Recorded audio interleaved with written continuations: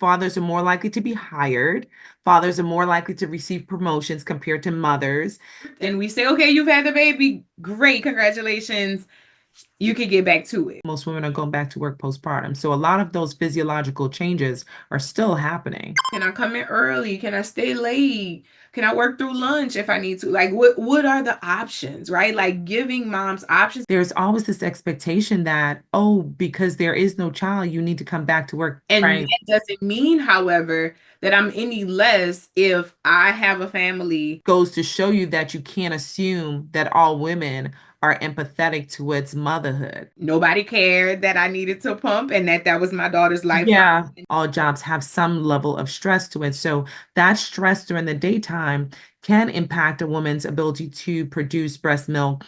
Going through that process, and there was for sure pressure to get back and to get back in the way that people knew me. A lot of women are still out of the workforce or have reduced their work hours as a result of the impact of the pandemic. There is no lack in the ability to still get the work done. Mothers are a special gift to the world. Despite motherhood challenges, women are highly productive bosses and employees as mothers. Yet societal structures financially penalize mothers while rewarding fathers, and the stats are shocking. Find out what you need to know and how you can make a difference. If you appreciate this topic, please like, comment, and share. And if you want to see more topics like it, click the thanks on the same panel as the share icon. We've been bootstrapping for years and need your help to keep going. We thank you for watching, and as always, don't forget to do what? Click subscribe. So maybe it's just me, but I resented the heck out of my husband, and I'll tell you why. So it wasn't because I became a stay-at-home mother and he kept living and never really acknowledged that my life changed. I started to build resentment and anger, and I was just like, oh, why am I feeling like this, right? Like, there are no problems, and it seemed like I was the problem. Because I was. But honestly, what I realized is I needed him to understand my life changed, but also just say it did. If you never acknowledge and put language to it, things never change. And that was the one thing that I needed to let go of, the resentment. And now we're in a great place. So if you're feeling like how I was feeling and you're having issues, send this to your partner so they can just understand. What you need isn't always actions. What you need is them to verbalize and even just affirm your very feelings. So I am so excited to talk about this topic because this topic has definitely been a topic of intrigue to me because I'm always thinking about how women are treated, just equity and pay. We just celebrated the national holiday recently. So it's always caught my attention as to how women are affected by motherhood as a whole.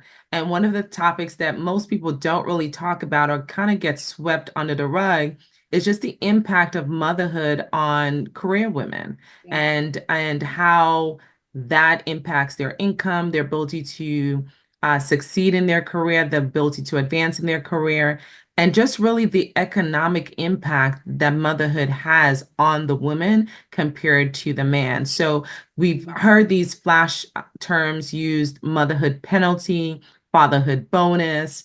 And today I'm hoping to bring light to what that means and really give some objective perspective as to what really happens to moms or women who decide to proceed with motherhood, who have a desire to be career women. I am so excited to have you back on the couch, Janae Mitchell.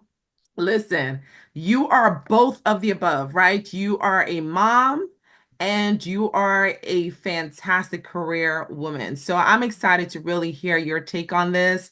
And I'm going to be taking some notes because it's really intriguing to me. Yeah. So from your personal perspective, and that can be individually perspective, just your observation of those in your personal circle, what are some of the common sacrifices that women make when it comes to their career and motherhood? I flash back to like my own, I think about like my own journey into motherhood. And at the time, I was in the process of becoming a licensed professional counselor. So I was a PLPC is what they call it, provisionally licensed.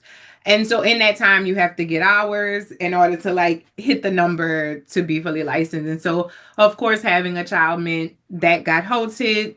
And at the Mhm. time, I was working for an agency who did not offer paid time off. So that was also stressful because that meant my husband, the weight of everything kind of fell on him. And at the time we Mhm. were newlyweds still. We had just bought a house, and so there was tremendous pressure to, you know, keep things afloat, right? And so not being able to help, and also, you know, like having to go back to work early. So that also meant I took I think I ended up taking 8 weeks, and then I had to Mhm. go back to work. So I was very depressed. And then when I got to work, I was struggling naturally. So, and from my agency was made to feel like I could not keep up. You know, oh, is everything okay? Can we, you know, Like, do are you overwhelmed? yeah, and I'm like, I'm very capable of still doing my work, but y'all have to understand, like, it's a domino effect. I haven't been able to be present with my child. I haven't fully been able to heal. And the expectation Mhm. is for me to just snap back into it, you know? And so I think just thinking about that motherhood penalty is that people are not cognizant or sensitive to the holistic changes that happen. We see birth and we say, okay, you've had the baby. Great, congratulations. You can get back to it. Right, right. Like somehow life just kind of snaps together. Did you always want to be a mom, by the way? Did you always feel like that was going to be part of your future? That's a good question. I don't necessarily I feel like growing up, I didn't so much like feel like, oh my God, I want to be a mother. I think I always dreamed of being partnered, uh Right. and having that. But I don't think I really like started to, I think, really desire motherhood until probably like, I don't know, maybe like late 20s. Okay. After Okay. undergrad for sure was when I kind of was like, yes, like I totally see this, you know, but people all my life have, I think, poured into me that I was Uh-huh. motherly, Mm-hmm. and very, you know, received well by children and very nurturing. So I mean, I think characteristic wise, or some of the characteristic wise, yes. So did you have some anticipation of what it was going to do to your career in terms of the sacrifices that you would have to make and how it in some ways can interrupt even from your Yeah. day-to-day as a career woman? If I'm honest, I think that I was ignorant, honestly. I was very kind of shocked at the response that I got, because I think in my head, personally, I've always you know, been dear to women that were in my life who were having children, and, Uh-huh. you know, sensitive to what their needs were. And so I think I just, on a greater scale, thought that everybody was operating from a place of being sensitive to that, and nurturing the baby, yes, but also nurturing, pouring into the mom, giving them time, um being gracious, helping them, you know, rebuild things, or helping them get back to what a normal routine would look like. And so I think when I came back into work, and it felt like everybody just like nothing stopped, like Mm-hmm. as if like I should have just like snapped back into it. And I think especially because my leadership was women, they were women. So I think that was a bit crushing to me too, because I'm like, I maybe could have understood it if it was men, because I'm like, you know, they Right. don't have this process fully. So they, to them, it may feel like, well, yeah, you know, you can keep going. But for it to come from women, was Mm-hmm. very like, what is this? And so having to Right, try right. to find the words to explain that um was really like frustrating. And I think it opened my eyes to the greater, like, okay, well, if this is my experience, like how many other women are working jobs that don't have paid maternity leave, or in situations where, you know, there's no balance on if they're nursing, when I came back, my daughter never latched. So I pumped exclusively for a year. And Hmm. my Hmm. milk, I struggled because when I was home, I kind of had a routine. Every 2, 3 hours, I was first. Right. So when I was a school Right. counselor at the time. So, a Right. crisis happens in New Orleans. So like something happens. And so it was really hard for Hmm. me to keep up my schedule even because things were happening and nobody cared that I needed to pump and that was my daughter's Yeah. lifeline. And even just like having places to pump, like just very Right. little accommodation or uh Hmm. space and understanding for the experience of motherhood and Yeah. like all of the totality of motherhood, right? Right. And there are certainly people who have, or women who have complained about, even if they're provided a space and time to be able to pump, feel like they're treated like it's an inconvenience to everyone else. Absolutely. And people underestimate the impact. Like we know stress impacts breastfeeding, and it impacts your milk supply, can impact your milk supply. And certainly, although we all want to say we 100% love our job and it does nothing to us ever, ever, ever, ever, ever, we know it's not true. We know that there's a certain level of stress with, especially with certain jobs and certain job type. I think across the board, all jobs have some level of stress to it. So that stress during the daytime can impact a woman's ability to produce breast milk. You're less likely to be able to keep up with your hydration requirement in order to produce that breast milk. So it Domino. also, yeah, it's a lot of things. And someone brought up the point recently that even just the structure of the schools versus the work hours, right? So schools are and daycares are for the most part like a 9 to 3. um, However, the work time for moms are 9 to 5. So even just the way our society is structured around the jobs and the requirement for jobs for moms, it doesn't give us opportunity for women to feel supported or to feel like they're set up to be successful moms and career women. And granted, no study has shown that being a mom has impacted the productivity of a woman, but certainly the pay is significantly different.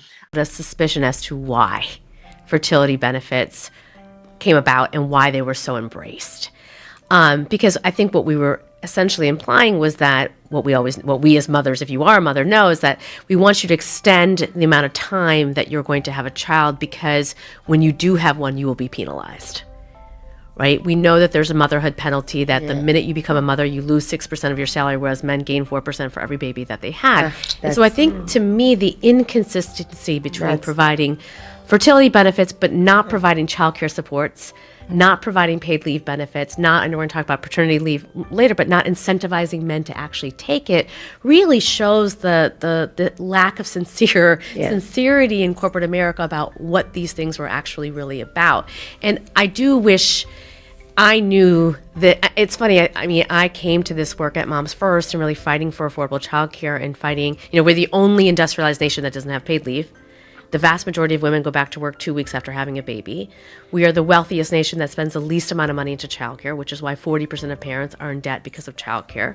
We have to often ask ourselves, why do we have the most educated population of women with the least amount of participation in the labor force? It's because we become mothers. And we live in a society that has never been built for us. In many ways, that has penalized us. From the school day being 8:30 to 3 to the work day being 9 to 5, you are literally set up to fail.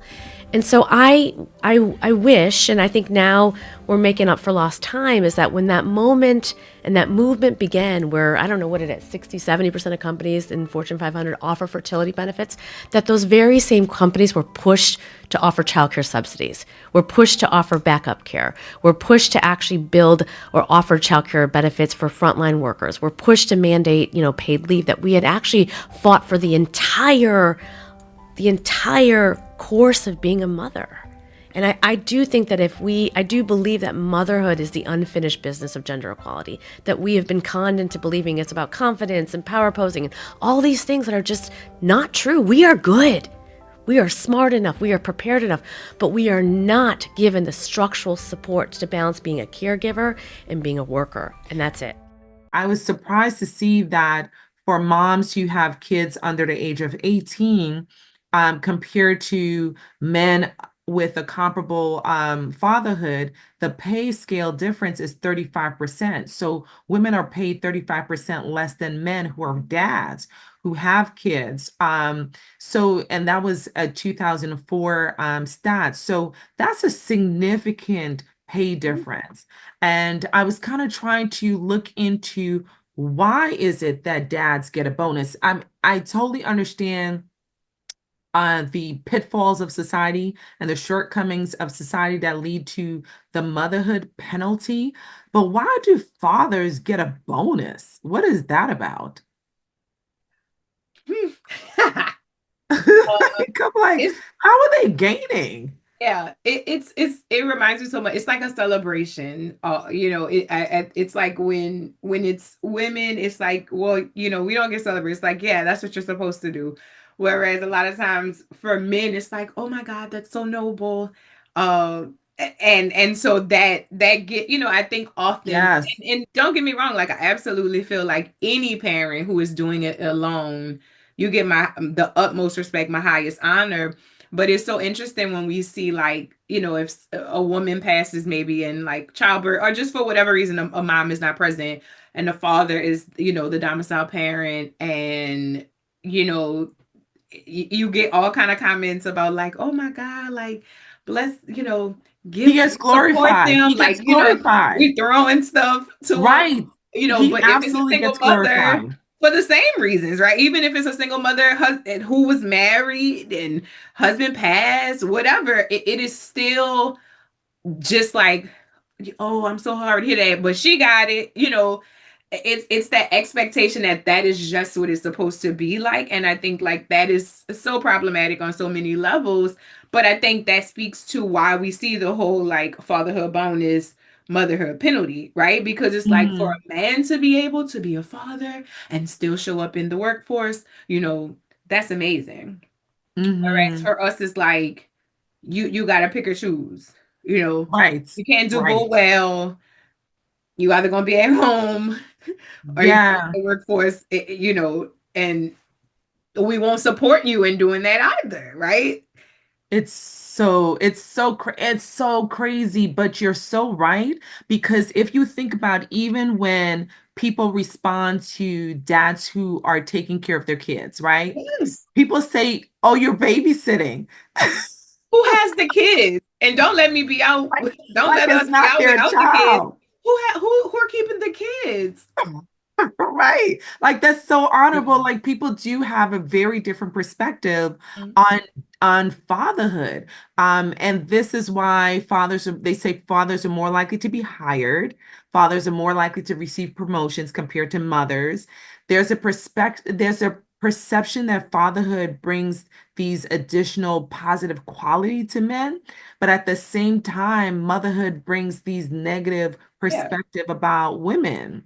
And There's your an ability anticipation. to perform, Right, right. the There's a level question that people about desire. it becomes almost like it's a burden, like, oh gosh, she's gonna take It's a time mom. off. Oh gosh, the Mhm, kids are gonna be sick. mhm. And there's this Not gonna be able to take care of anticipation it. and expectation that she's gonna take more time off, she's gonna need more sick days, she's gonna be more distracted, and that somehow dads are not affected by fatherhood the same. And to a certain degree, I have definitely heard more moms say that even when they have a stay-at-home dad, which is about 18% now, of the stay-at-home parents are dads, so still a huge imbalance, that they're oftentimes still called at work, even when Absolutely. dad is a stay-at-home dad. By So the kids.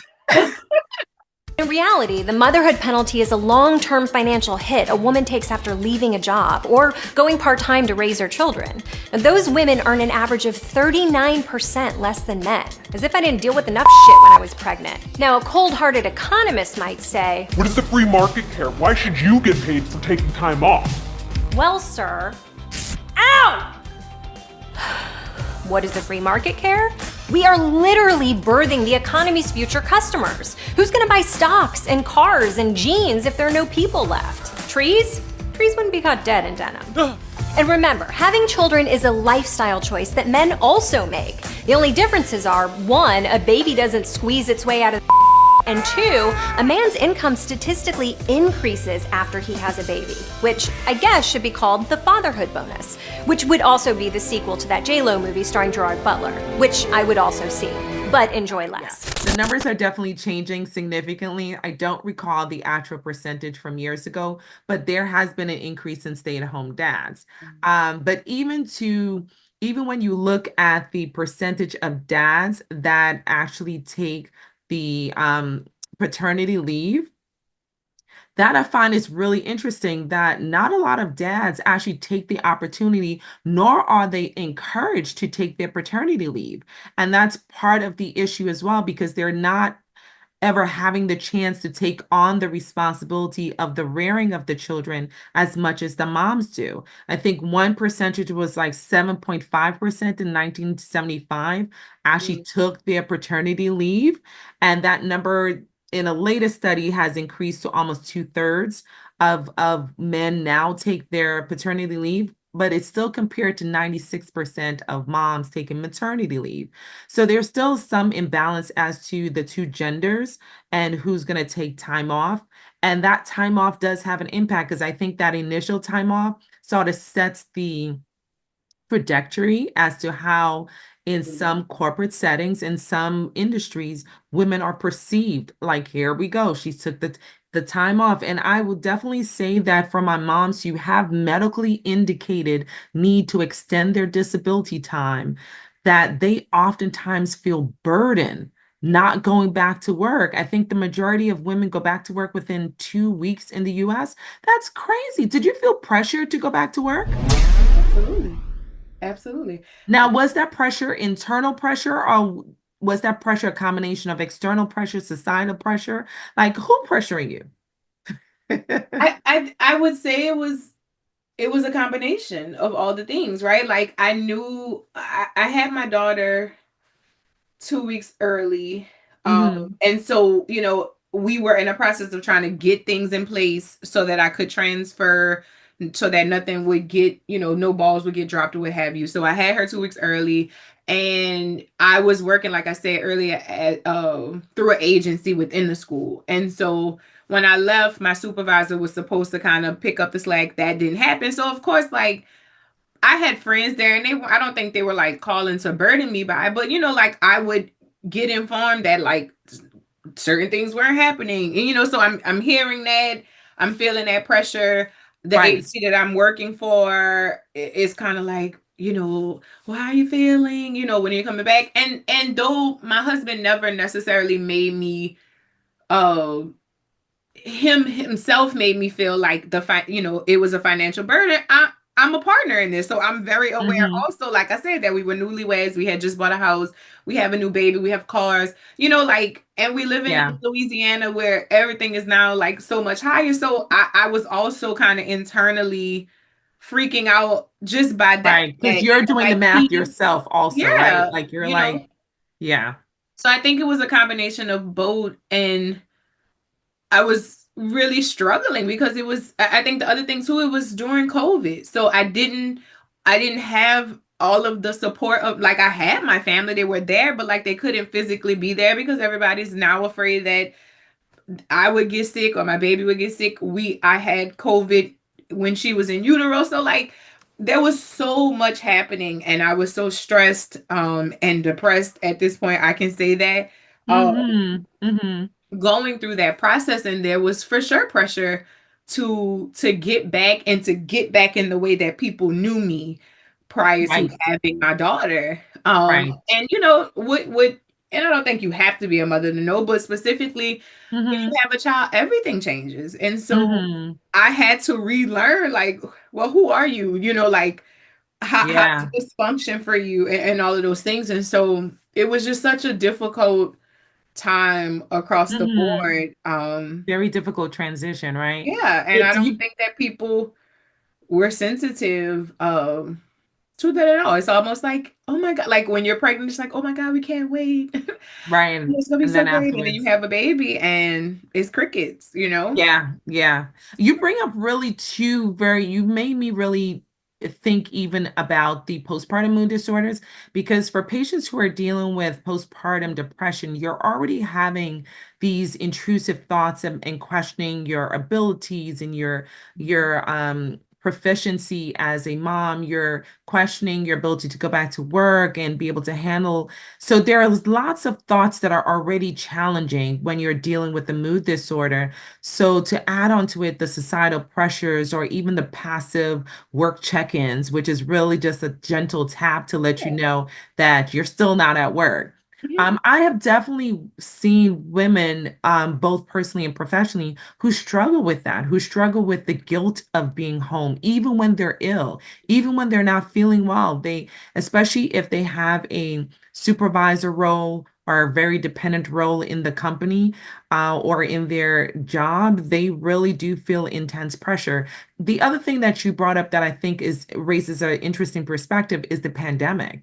Because we saw in the pandemic that I think the estimate was over 2 million women left the workforce. Why? Because when it came down to it, in terms of deciding who's going to continue to work and be the breadwinner, most of the time it was the dad. And when kids were at home with homeschooling and the schools were closed, or when someone became ill, it was oftentimes the mom that would stay in, or if they had older parents that needed to be taken care of, it would be the mom that would stay home. And unfortunately, the numbers are still showing that we have not completely all returned to work. So a lot of women are still out of the workforce or have reduced their work hours as a result of the impact of the pandemic. So again, showing this imbalance in the level of responsibility when it comes to parenting between men and women. In the United States, we have the most educated workforce in the world of women with the least amount of labor market participation. And oftentimes we say that, well, the reason for that is, well, women need more confidence. They just need to lean in a little harder. You know, if they had a mentor, their participation would increase. But what Glenn said is that's wrong. Actually, what we need to focus on is the structure, is the fact that the United States, we like to tout that we're exceptional. What we are exceptional at is being exceptionally bad at care. We are the only industrialized nation in the world that doesn't have paid leave. The vast majority of American women go back to work 2 weeks after having a baby. 40% of families in America are in debt because of childcare. We pay more for childcare than we pay for our rent. And this isn't just a phenomenon that's happening in America, it's happening across the globe. I mean, what we're realizing, especially after the pandemic, is that economies simply cannot function without a thriving structure of care because workers can't work without care. And economies are going bankrupt because of this. So there are 606 million women, working age women in the world who are not working because of their unpaid care responsibilities, compared to 40 million men. That is $9 trillion of our global GDP, right?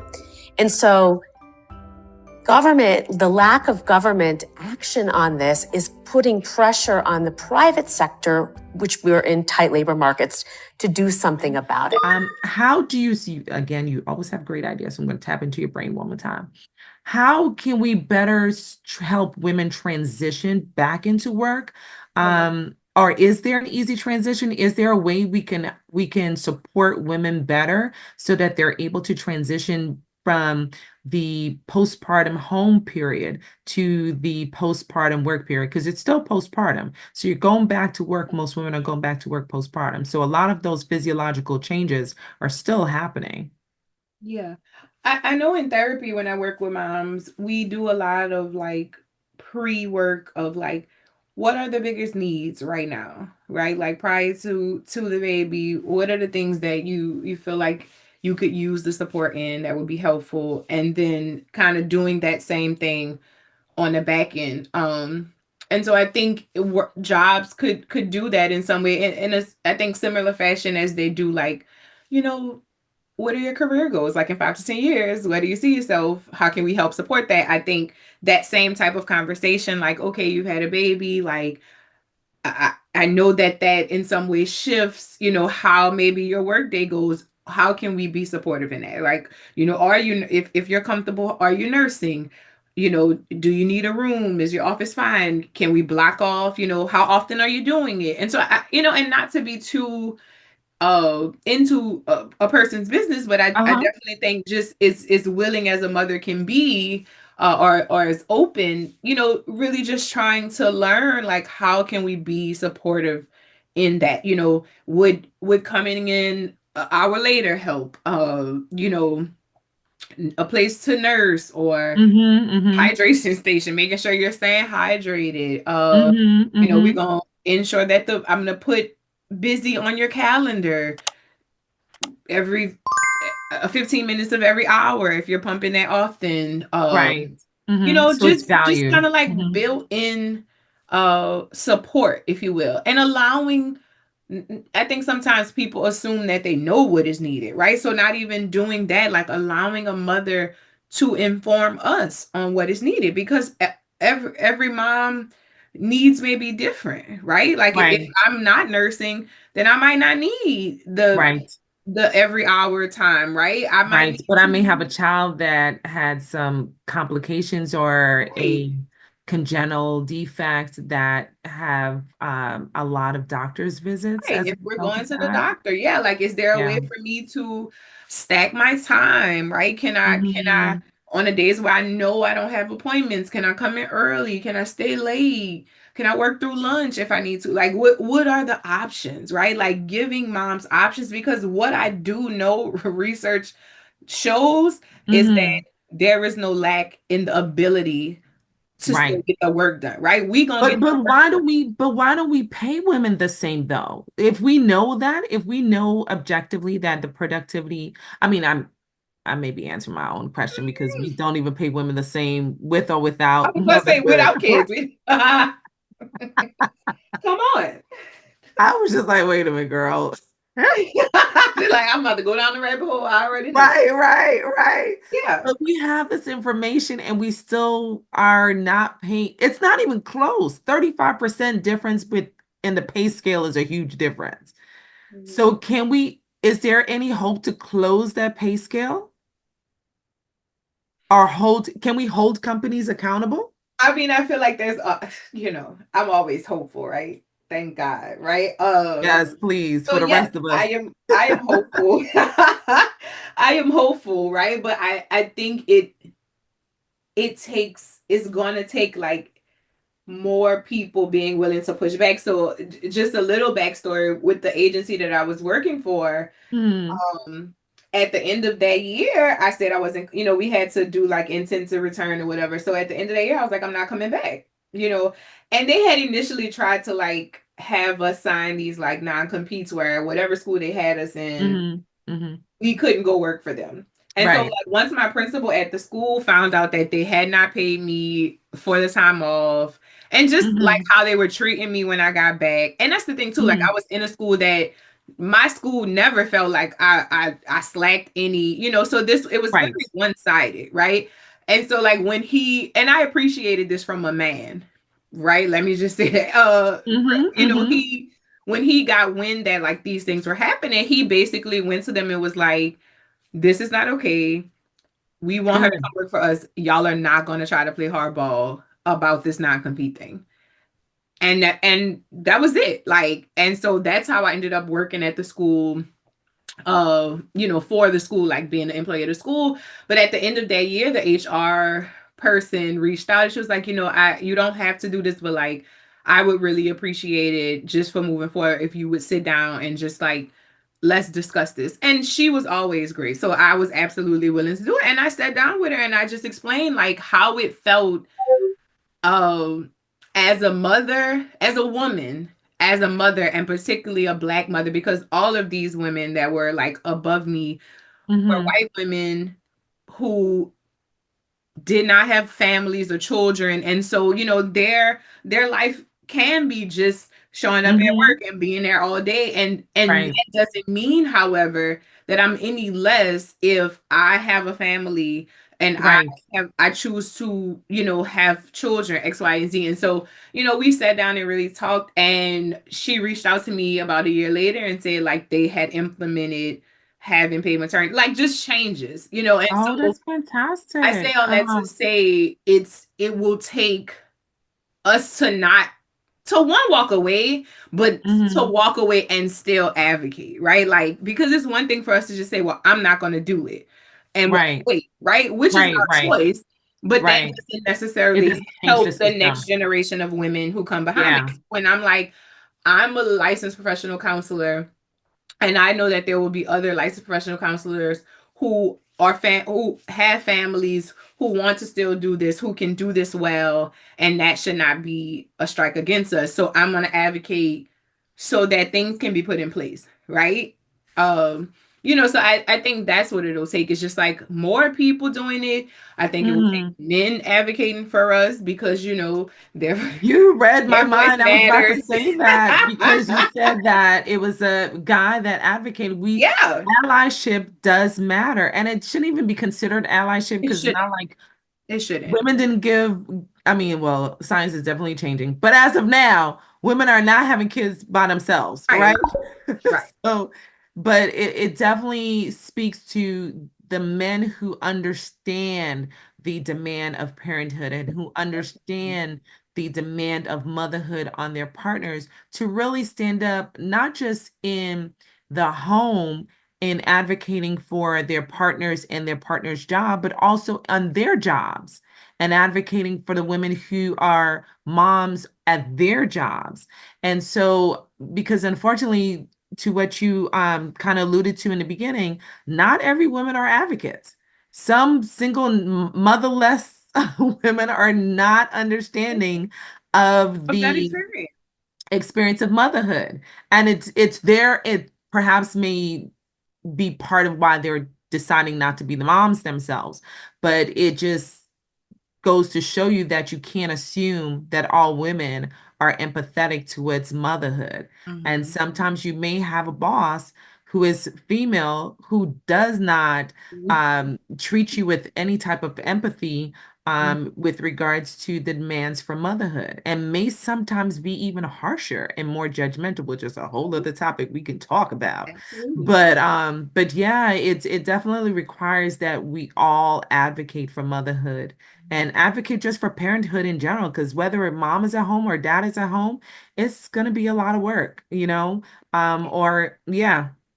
I'm sorry. I was just about to say it just also makes me think like when people talk about it all starts at home, right? So I think as worried to some degree that when we look at like the different generations and like how we feel like, oh my God, things are changing. I think that all goes back to that, right? Like if we would allow mothers and fathers to be present in the home and have that time to nurture and to set foundation, uh everything will look differently, right? Like our children within Right. the schools will look differently, our communities will look differently, like all of those It's so things true. will change if we would allow it to truly start at home and have the time to start at home.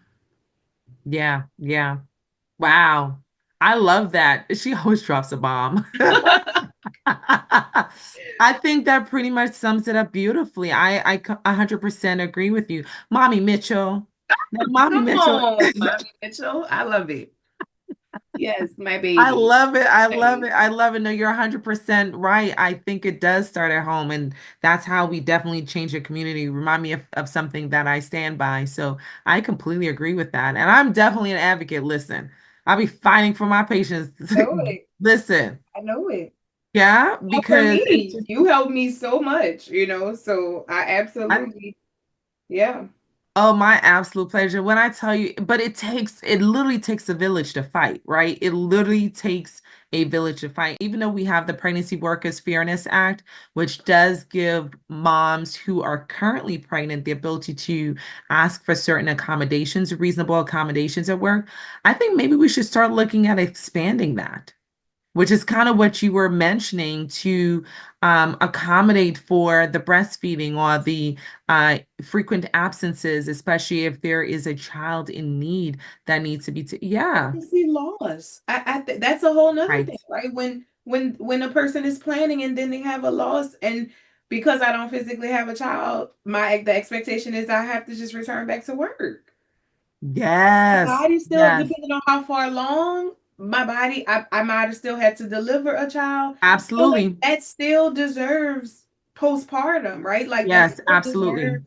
deserves time. So there's Absolutely. so many components of it. Oh, that's such a, oh man, that's you touching a hot one right there, because you're right. There is such an expectation that when moms experience pregnancy losses that they should return to work immediately. You are so right. Listen, Mama Mitchell, you gonna have me on this couch because you just hit on a topic that is, yes, it And is loss, and definitely, I think like loss is so prevalent. yes, And so it like is. just to think It like is. to look around, because it's not something that you could just look and see, Right. or you might see somebody pregnant and then nothing happens. So now you have people wondering, and depending Right. on how forthcoming the mother is, it's just like you come back. Like, Yeah. Yeah.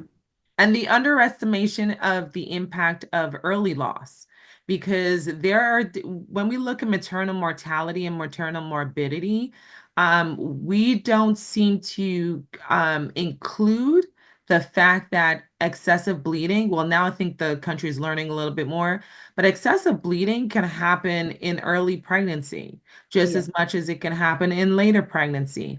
Mhm. And in fact, is still a top cause for major complications. So someone who had excessive bleeding where they needed to be transfused and may have been in the ICU because they got acutely sick from a septic AB, they warrant significant time off, not just for the physical recovery, but because of the emotional and mental Stress. impact that that experience has on them. And there's always this expectation that, oh, because there is no child, you need to come back to work, like maybe next week at most. I think most companies that I've witnessed are okay with the week, but beyond that, they're like, when she coming back?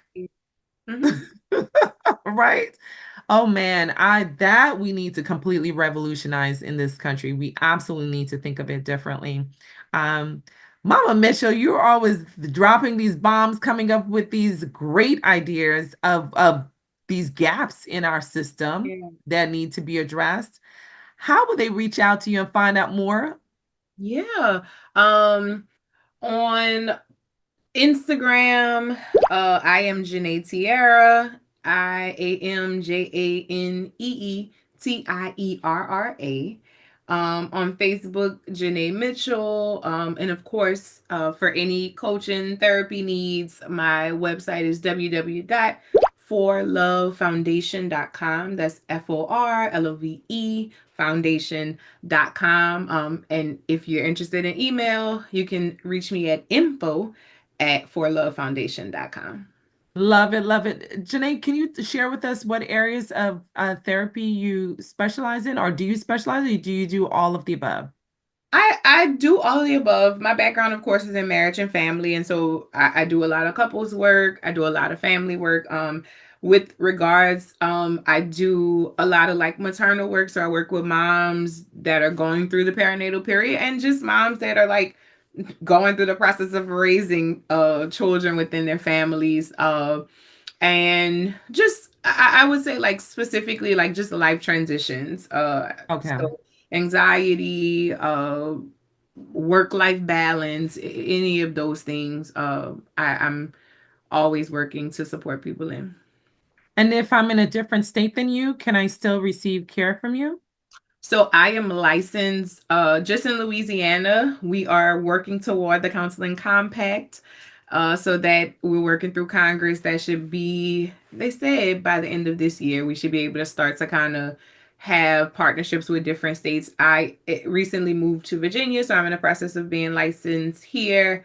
But I can do coaching work around. Oh, that's exciting. I'm gonna have to find out more about that bill that's coming up. Like, we got to keep our It's ears to the called the ground. Counseling Listen, Compact. yeah, that's what is it called again? What's that The bill called? Counseling Compact. And can you enlighten us a little bit about what that is? Yeah, so like if I am licensed in Louisiana, let's just say for Uh-huh. right now, like I'm in Virginia now. So uh if because Virginia is a state that signed on, I would be able to pay a fee and offer. I wouldn't be like fully, I wouldn't be licensed, but I would be like credentialed to Mhm. practice with Virginia clients. Oh, And so basically, right now you have to kind of pay these big amounts and kind of sometimes jump through loopholes to be licensed in each state, right? When uh-huh, with the uh-huh. counseling compact, and this came about during COVID, of course, because Right. we still needed to support through the process of Yes. moving and stuff like Yes. that. Military, I'm a military wife, just thinking about Hmm. like those type of transitions, and so that's when it came about the counseling compact, and so now you'll just kind of pay a smaller fee for whichever states, and every state that kind of is within the compact, you could, pay the fees to be able to service clients there. That is super, super, super exciting. And the reason why, as a woman of color, why that's extremely exciting for me is that cultural competency matters, right?